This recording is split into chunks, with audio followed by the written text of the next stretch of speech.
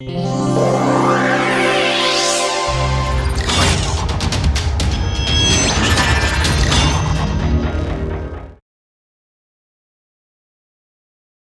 the last few classes, we have looked at how solid propellants behave. We had looked at how the solid propellants burn rate vary with pressure and initial temperature. If you remember, in one of the earlier classes, we had said burn rate of a solid propellant is a function of chamber pressure, initial temperature, composition, and we had said lateral velocity.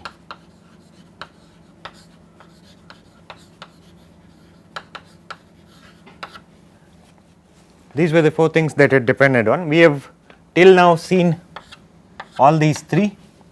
In this class, let us look at how the burn rate varies with lateral velocity. What do we mean by that is something as follows. Let us say this is the solid rocket motor.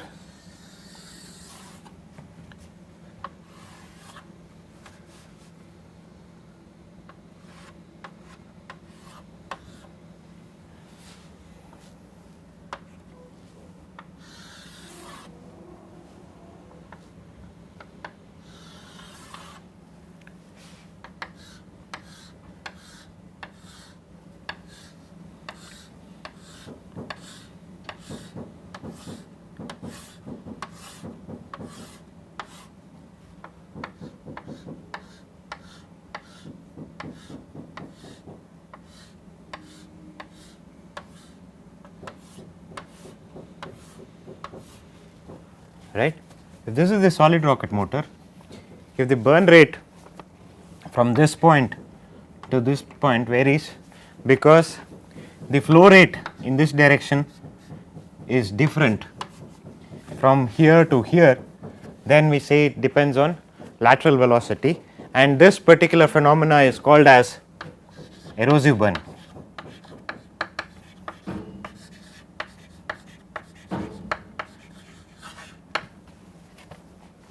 When does erosive burning take place?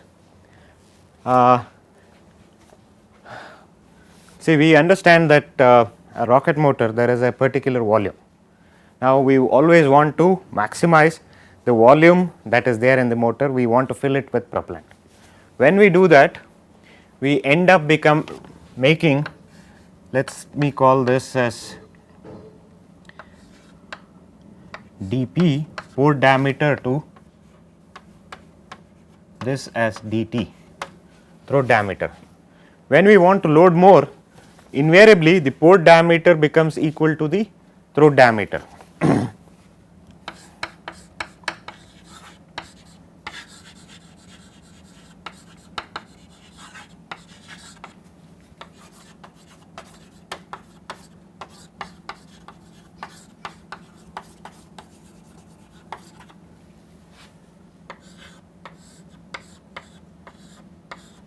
dP becomes nearly equal to dt, then erosive burning effects are felt more.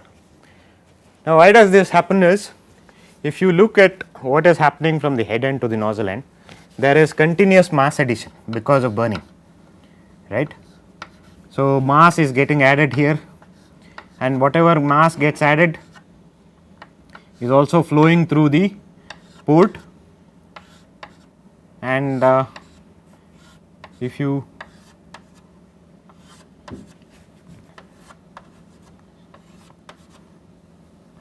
look at somewhere in this region,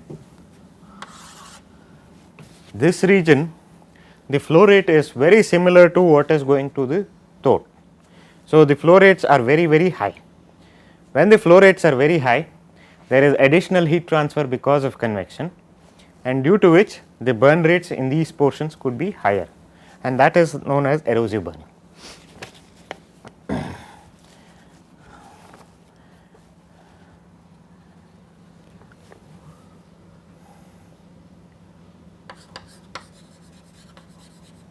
Towards nozzle end,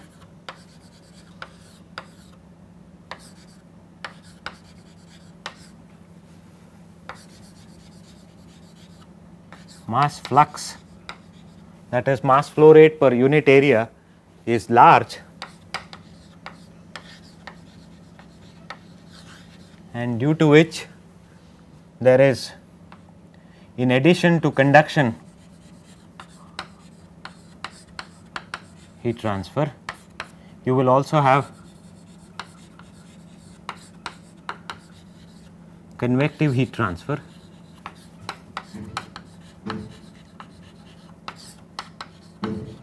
leading to higher heat transfer to the propellant and therefore higher burn rate.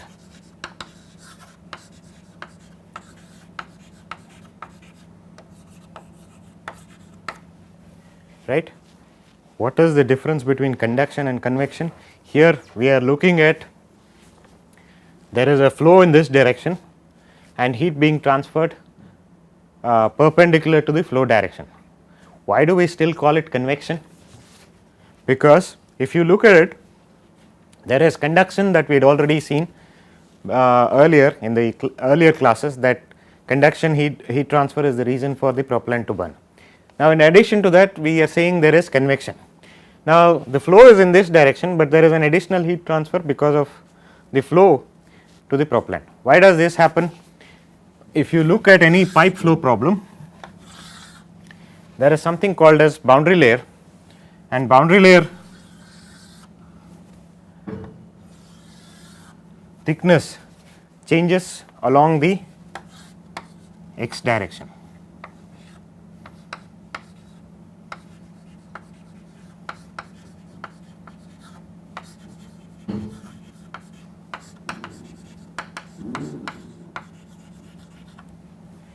Now,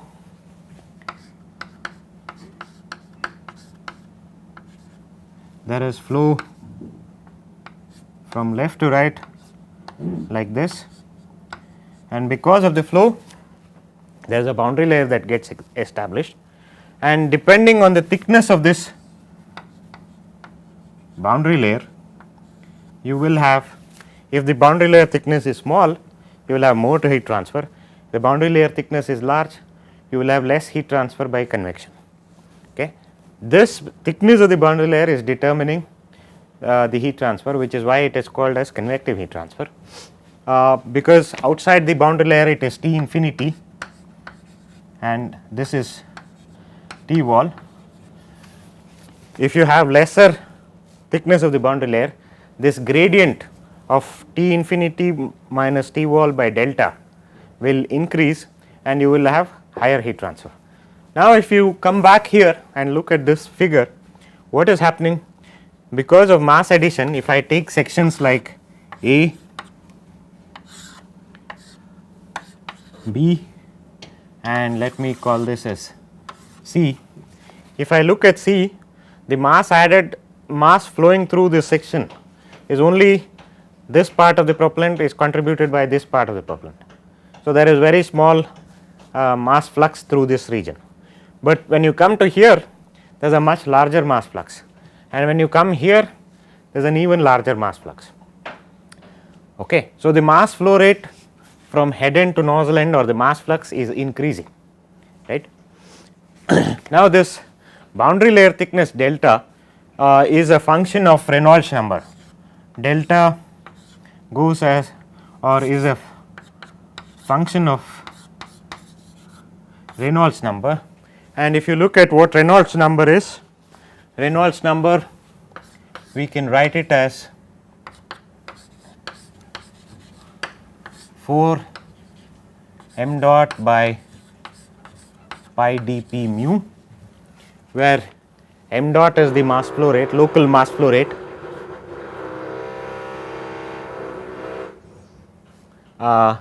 dp is the port diameter, and mu is the coefficient of viscosity. So, if you have this, as you see mass, when it gets added more, the Reynolds number will increase. So, as you move from A to C, Reynolds number keeps on increasing, and the delta has an inverse relationship with Reynolds number. That is, as Reynolds number increases, delta will decrease. So, because of it the boundary layer thickness decreases as you go from head end to the nozzle end, and because the boundary layer thickness decreases there is enhanced heat transfer at the nozzle end, and this is what we call as erosive burning. Now, let us look at how does it affect the propellant combustion, right.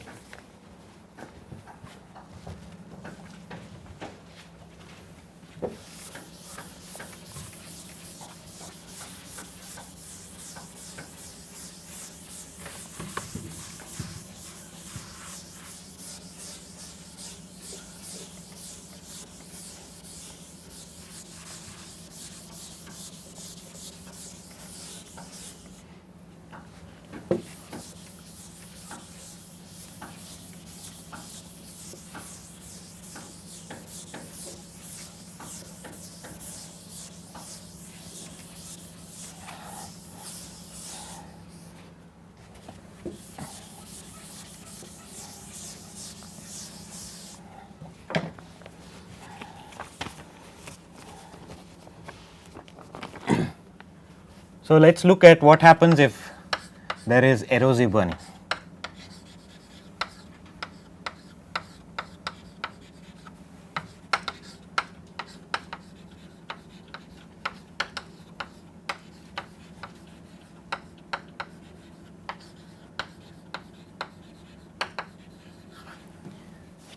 Now, when there is erosive burning, if we look back at the solid propellant that we had earlier,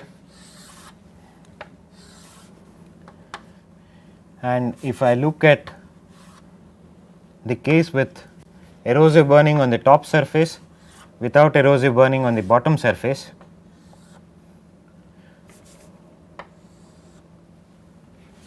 we will get a picture like this.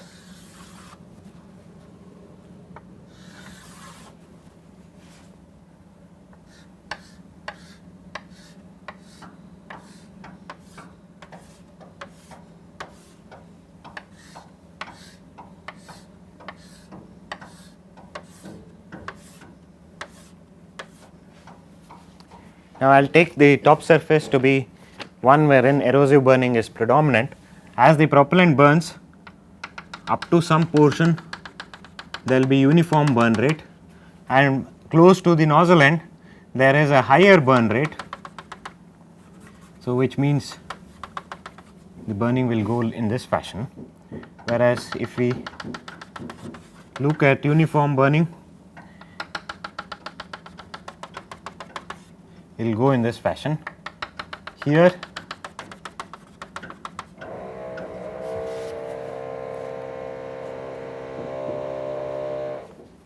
it will go in this fashion, and maybe towards the end of the burning, if you look at this portion, the liner material, liner and insulation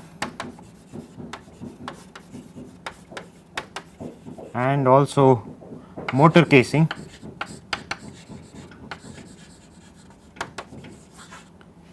is exposed to high temperature gases.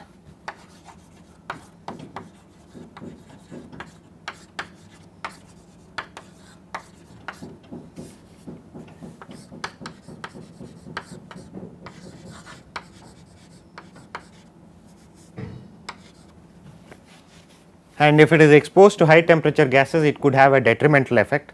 You could have a hole being created here, and the mission will not be sometimes accomplished, and you might have a catastrophic failure, which is not something that is desirable. Other than that, even in case it does not happen this way, the reason to avoid it is what we will see next.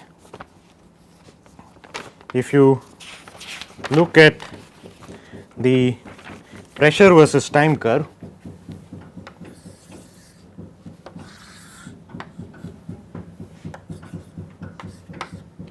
this could also be pressure comma thrust versus time.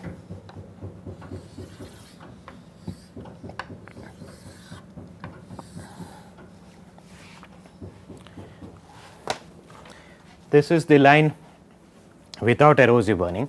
And now if you superimpose on the same graph the line with erosive burning,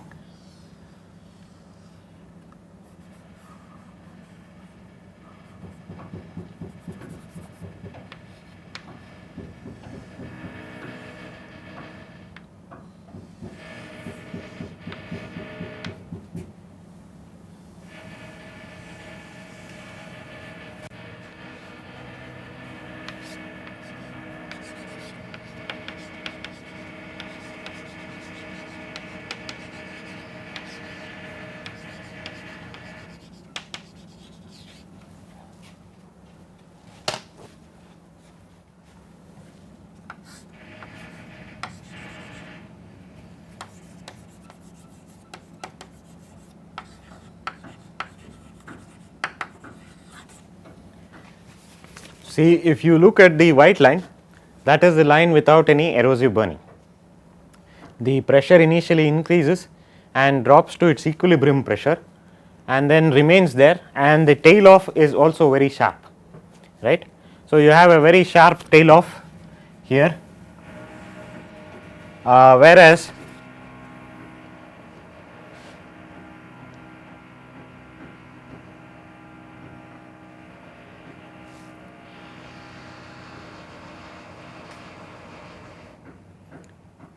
if you look at the case without erosive burning, you will find that the tail off is not sharp and it takes a much longer time for it to come back to the equilibrium pressure. So, there is a much larger time that you have, and there is a kind of hump that you see like a camel hump here. This is a characteristic feature of erosive burning. If you see a pressure time curve like this, you can be very sure that there has been erosive burning. So, with erosive burning you have long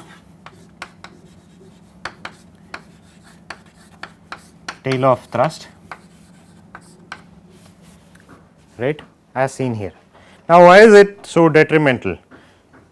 Although the area under the curve might be the same, which means that the overall impulse is the same, the thrust versus time curve is different, which means that the mission might not be accomplished.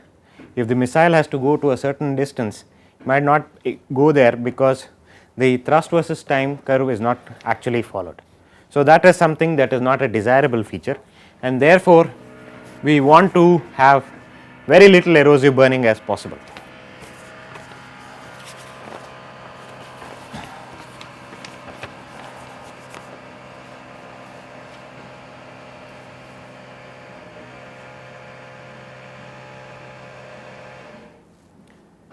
If you come back to this figure here, as I said earlier, the top portion is with erosive burning,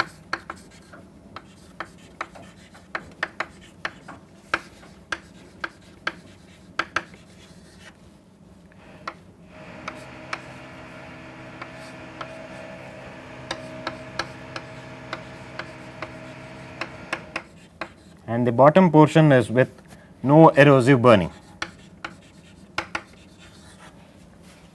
Right. One of the good things about erosive burning is it is only predominant in the initial few seconds, right.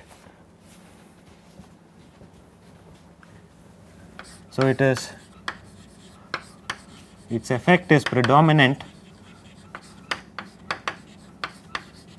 in the initial few seconds of burning.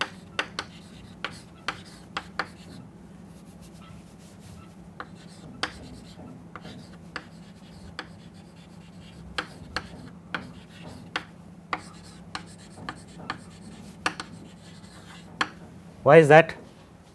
If you look at what is happening here, as the propellant burns, the port area is from this to this, there is an increase in port diameter.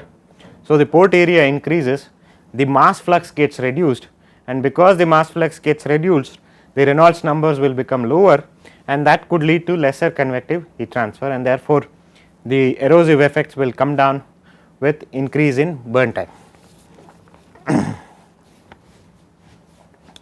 Okay, now erosive burning has been known for a long time, and people have done experiments to determine how to quantify erosive burning. There are two sets of experiments people have typically done to quantify this erosive burning. One of them is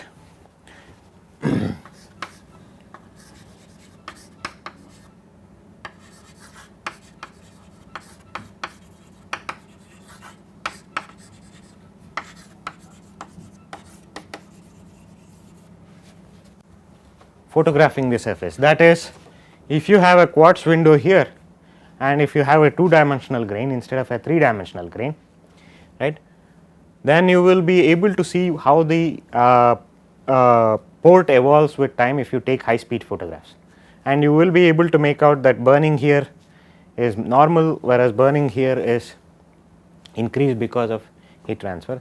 That is what is done in photography technique. So, they take photographs, high speed photographs, and compare how this propellant surface evolves with time, and they will be able to quantify erosive burning. So, this can be limited only to 2D geometries.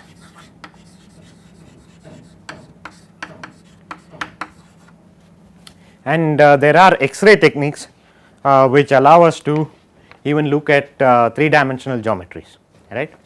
That is also possible if you use X-ray photography. Now, the other technique is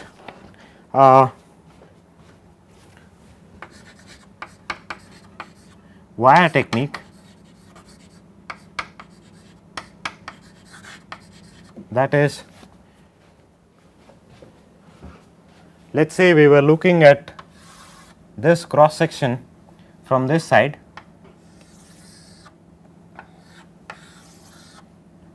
now this is the port,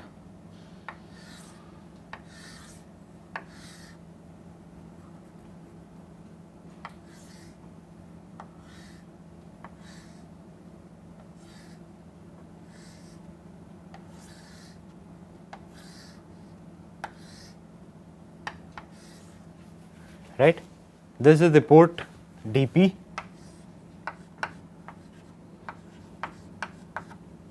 now if I have wires here, right, and also on the other side, and if these wires are electrically activated, that is, there is a current passing through them, when the flame front reaches them, as shown here, as the propellant burns, when the flame front reaches them, these wires get cut because they are exposed to high temperature gases now, and the connection is broken. Depending on the time at which the connection is broken, you can figure out what is the burn rate, and if you do that at different cross sections, as I had said earlier, ABC, you will be able to find out the burn rate across the length of the rocket motor. So, how does the burn rate vary across the length is what we will get, and you will also be able to quantify erosive burning.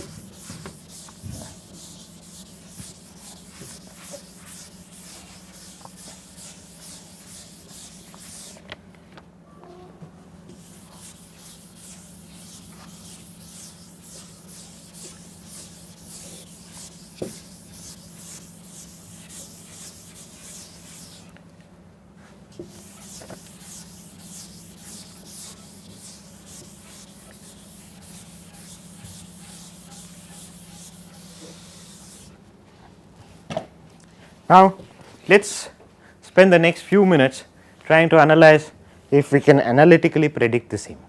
That is, what happens to the equations of burning and other things. So, analytically,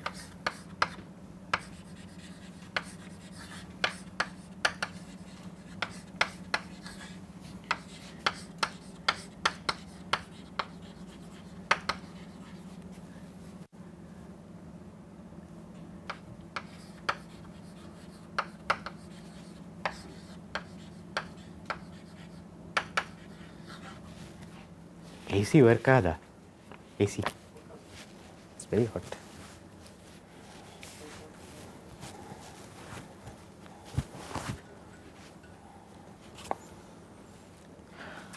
So let's look at how to determine the burn rate analytically. Now, if you remember our burn rate equation for a solid propellant grain, wherein this, let's say this was the solid propellant and it is burning in this direction, R dot. Now,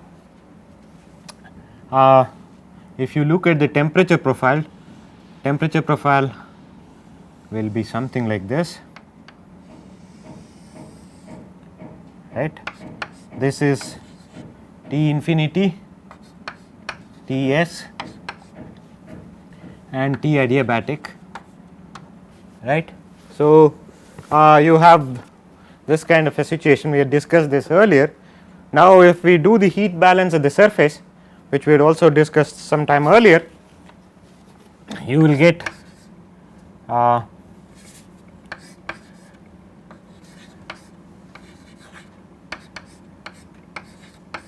the heat flux coming from the gas phase must be equal to the heat flux going into the condensed phase, right, plus rho p r dot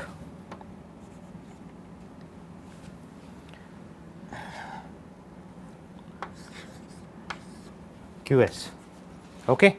This is the equation that we will get for the heat balance at the surface. So, this is the gas phase heat flux. Not only must it maintain the temperature profile in the condensed phase, but it also has to provide heat for the heat of phase change. It also has to provide for heat of phase change. Now, how does this change when we introduce erosive burning, right? That is what we are looking at. And we said, if you remember, that when you have erosive burning, you also will have, in addition to conduction, this is conduction heat transfer, you will also have convective heat transfer, right.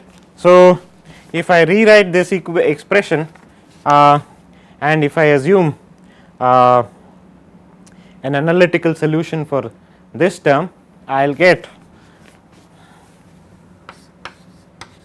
Kg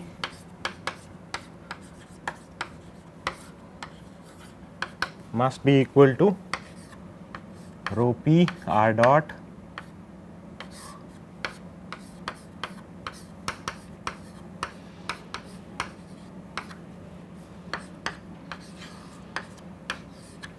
qs.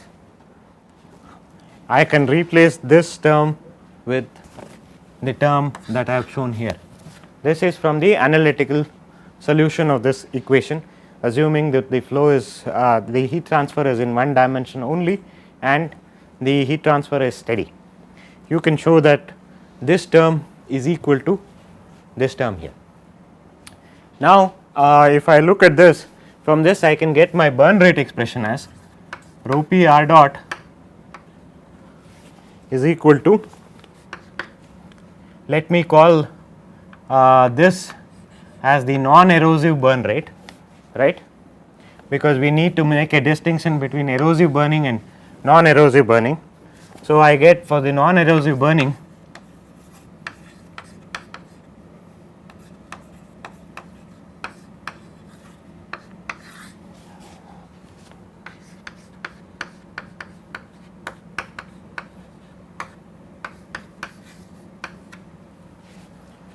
this kind of an expression. Now, I also said that when you have erosive burning, you will have, in addition to conduction heat transfer from in the gas phase, you will also have convective heat transfer. So, if we do that and if we call the burning because of erosive burning effects also included as R dot, right, you will get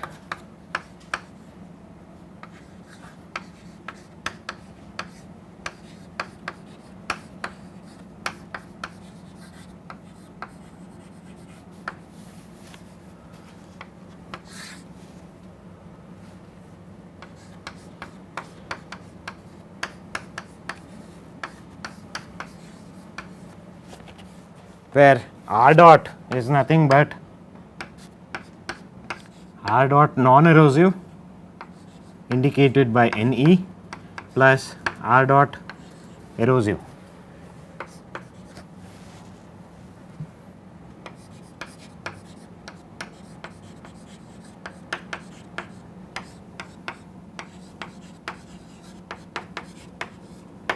Okay. So, this R dot includes both the erosive component and the non-erosive component. So, we have these two equations. If we divide, let me call this as 1, let me call this as 2. If we divide 2 by 1, what do we get? So, we get firstly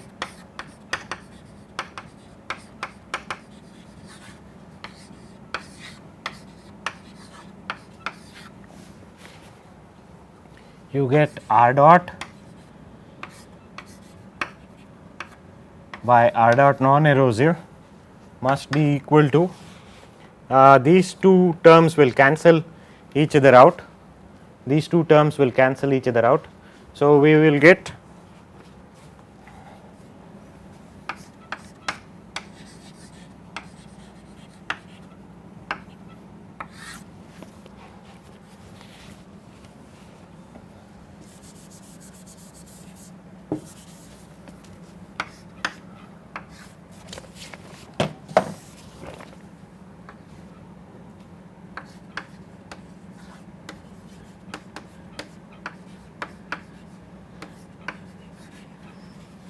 this is the kind of expression that we will have for the ratio of overall burn rate to the non-erosive burn rate, and we also know that R dot is given by this. So, if we were to incorporate it, we get this ratio for R dot E, which is the erosive burning component, to the non-erosive burning as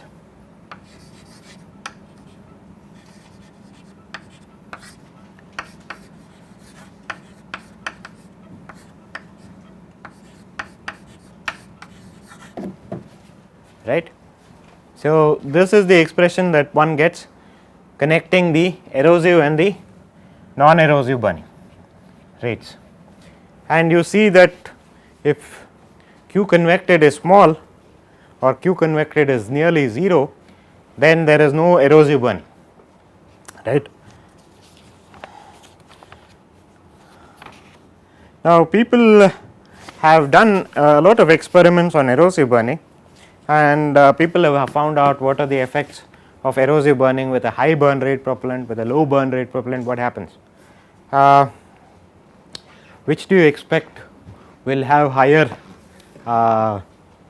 what should I say, higher erosive effects, the one with higher burn rate propellant or lower burn rate propellant?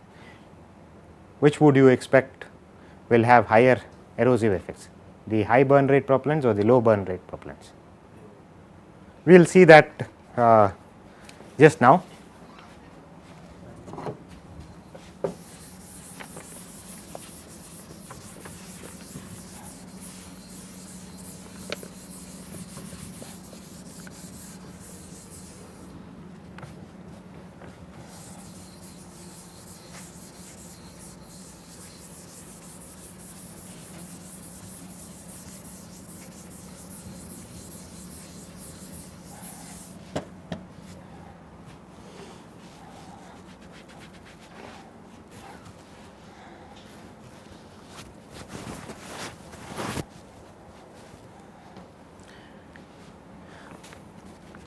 So, if I were to plot on the y axis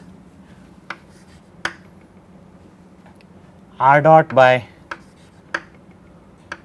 R dot non erosive, okay, and on the y axis plot Vg or cross flow velocity.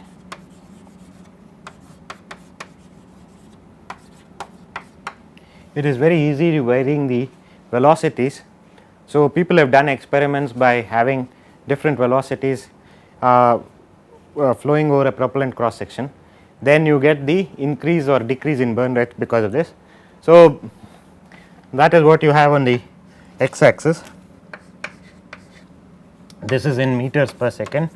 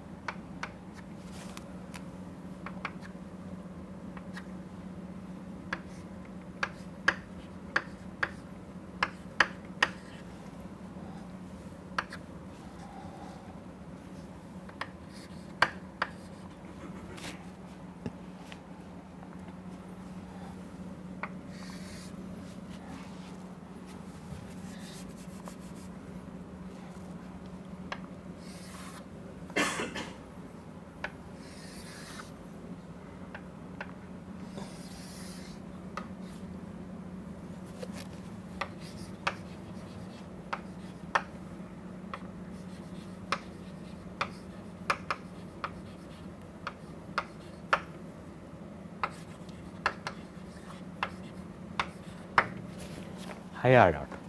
We have three cases here: high burn rate propellant, which is indicated by this line, low burn rate indicated by this line, and medium burn rate. As you can see, the high burn rate propellant is least affected by erosive burning, and there is a velocity up to which this is known as threshold velocity. There is a velocity up to which erosive burning effects are not felt at all. It shows 1 as the number for this ratio, and beyond which the erosive burning effects kick in. And the high burn rate propellants are the least affected by erosive burning, and the low burn rate propellants are the most affected by erosive burning. So, if we were to ask ourselves this question, why is it that this is happening, right? Why is it that low burn rate propellants are more affected by erosive burning, whereas high burn rate propellants are least affected by propellant burning? I am sure most of you might have studied some things like boundary layer flow control and other things in your fluid mechanics, wherein they do suction of the boundary layer in order to reduce the boundary layer thickness. What we have when we have a propellant burning here is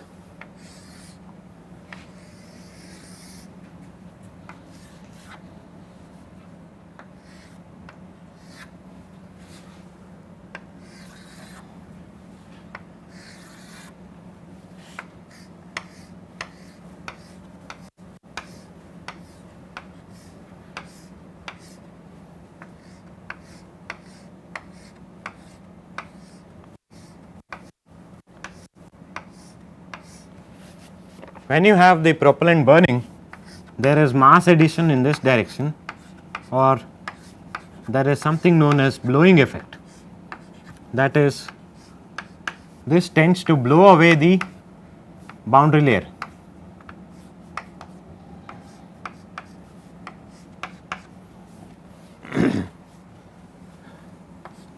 Because of mass addition,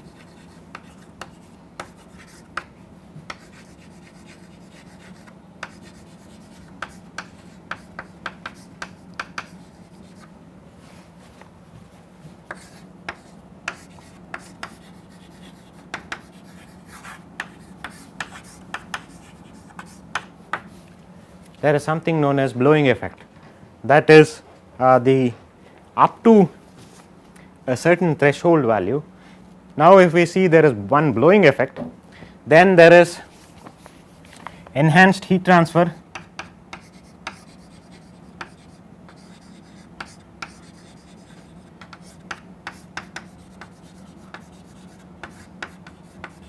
due to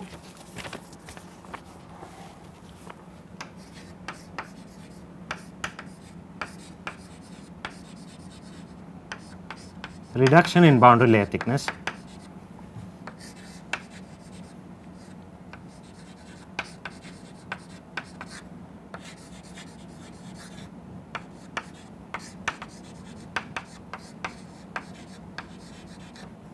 So, there are two effects. One is the blowing effect, one is the enhanced heat transfer because of reduction in boundary layer effects. Up to this threshold value, this effect is not as pronounced. Beyond this point, the enhanced heat transfer because of boundary layer thickness kicks in, and you will have erosive burning effects. And if you look at it, the propellants that have high burn rates, right, are the ones that have very large mass addition because of burning here, and due to which the boundary layer tends to be blown off. So, therefore, you will find that high burn rate propellants are least affected by erosive burning, whereas low burn rate propellants are most affected by erosive burning. Yes?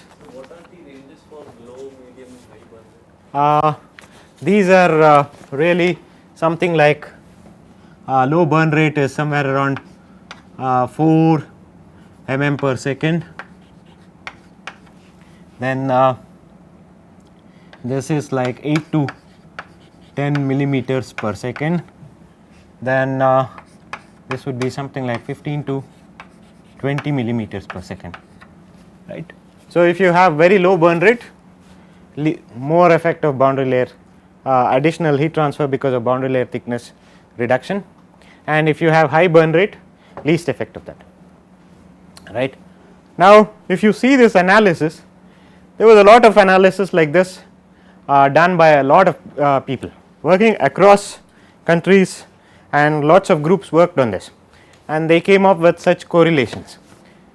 All of them are dimensional in nature, and therefore, you will find that it is very difficult if you are designing a new rocket motor to understand whether it will have erosive burning effects or not.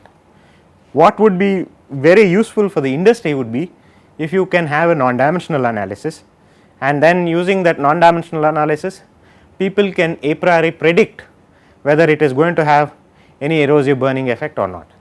And Paul and Mukunda have done these kind of studies, and they are shown here now.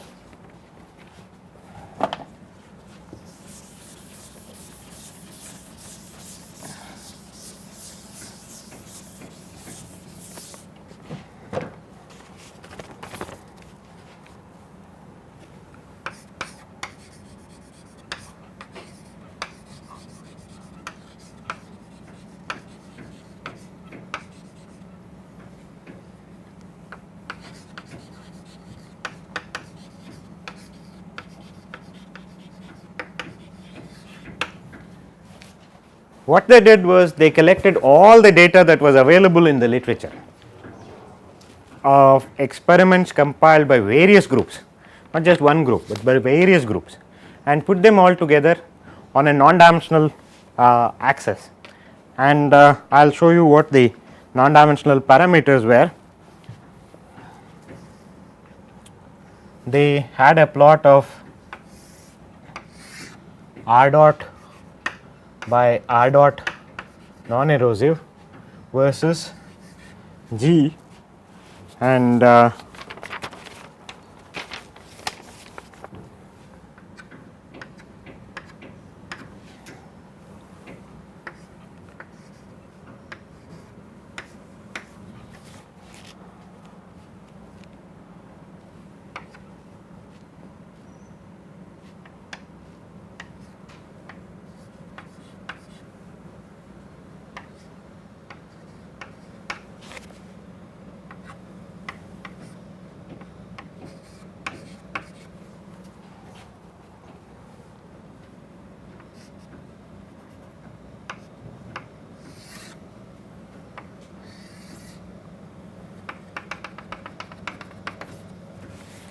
what they found was, I will explain in a minute what G is.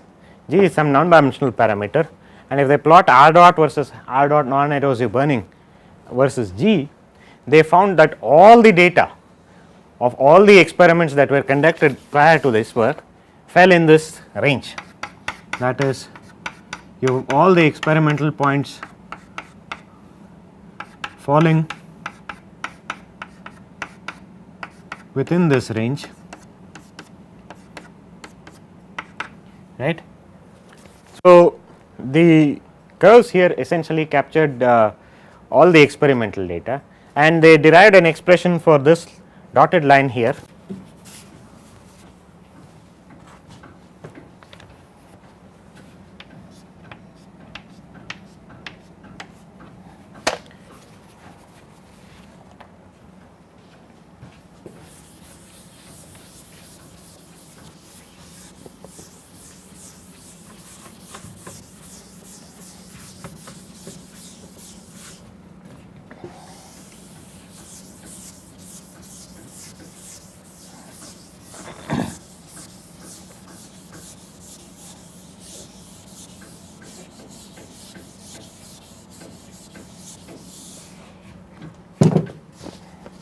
Now, let us look at what G and G represents.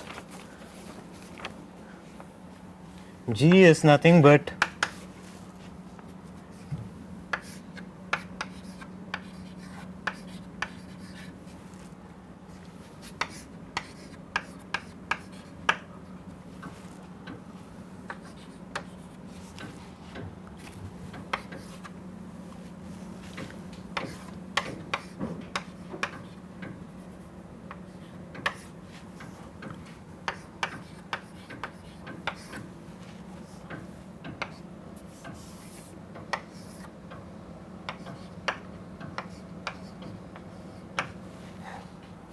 this is what G is, where rho G is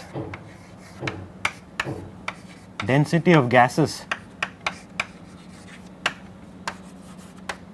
in the combustion chamber, rho P is density of the propellant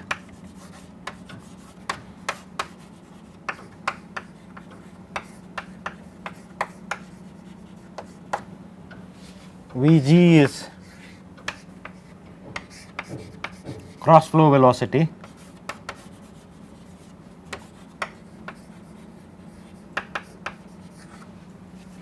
and Re naught is Reynolds number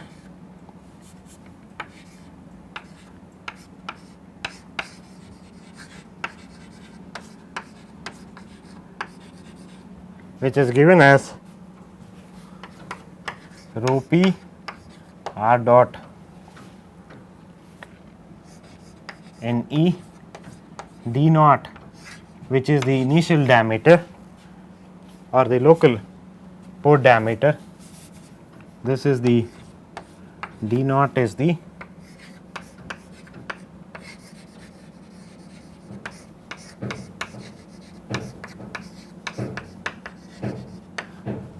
okay. So, if you are able to calculate Reynolds number Re naught and also rho G and Vg, you can get G. Now, using this G, they came up with an equation for this dotted line here. So, that rho G, Vg and rho P are non-inertial. When we assume the continuity equation in there, so they are both equal. That is not, because it depends on which cross section you are at, right. There is a cross flow, and depending on A, B, C, if you remember our earlier figure, A, B, C, depending on that cross section, rho G, Vg will be smaller at the initial cross sections A and will be larger towards C, right. So, this varies with along the axis, along the length of the rocket motor, whereas this is a constant number, right. So, at which location are we taking Vg? Huh? Vg we are taking at a particular At any location that you take rho G Vg, this is again a local diameter at that location. Okay. So, now you have to write an expression for that. Expression for that is given as follows: R dot by R dot Ne is nothing but 1.0 plus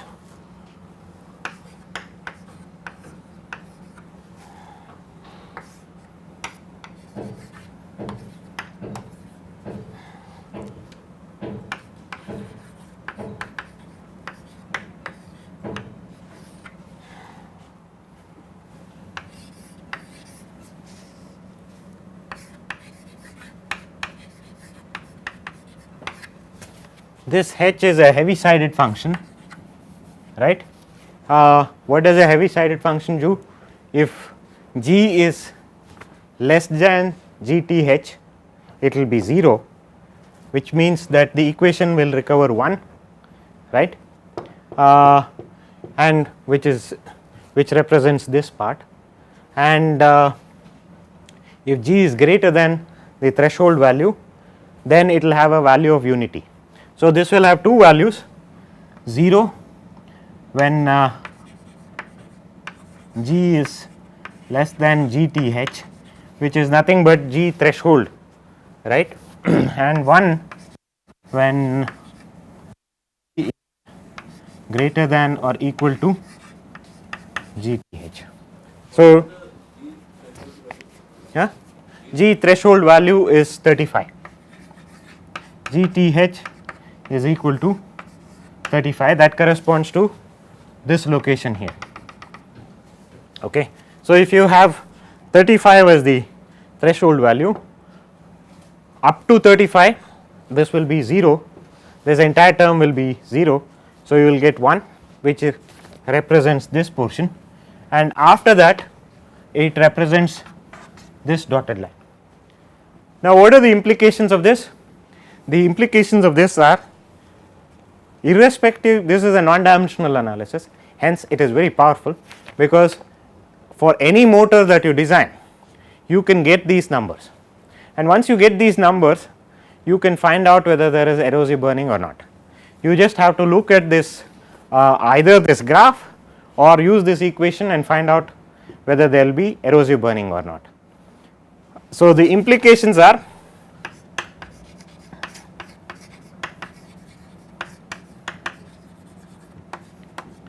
very strong, no need to do any further experiments.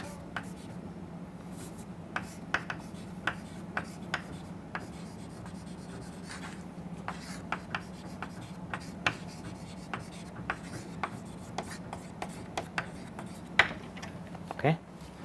Yes. So this G value we need to calculate only at the nozzle end, because there only we will find erosive burn. No, wherever diameters are large, let us say you have a complicated grain geometry, right, it might be large at some cross section, wherever that is, this is D naught. So, you can take the local pore diameter at that cross section, you can calculate it for each and every point across the cross section of the across the length of the motor, right. It need not be at one point, you can do it at various points, and you can look at the erosive term as being added to the non-erosive term, and you can come up with a software for how the grain evolves with time, right, because you are now able to predict the burn rate.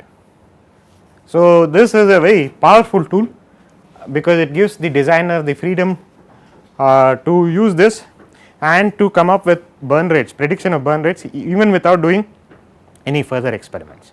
Okay. So, I will stop here. This finishes our discussions on solid propellant burn rates, solid propellants and solid propellant burn rates, grain evolution and all that we looked at, erosive burning, then grain geometry, and all these discussions are over. In the next class we will look at liquid rockets. Thank you.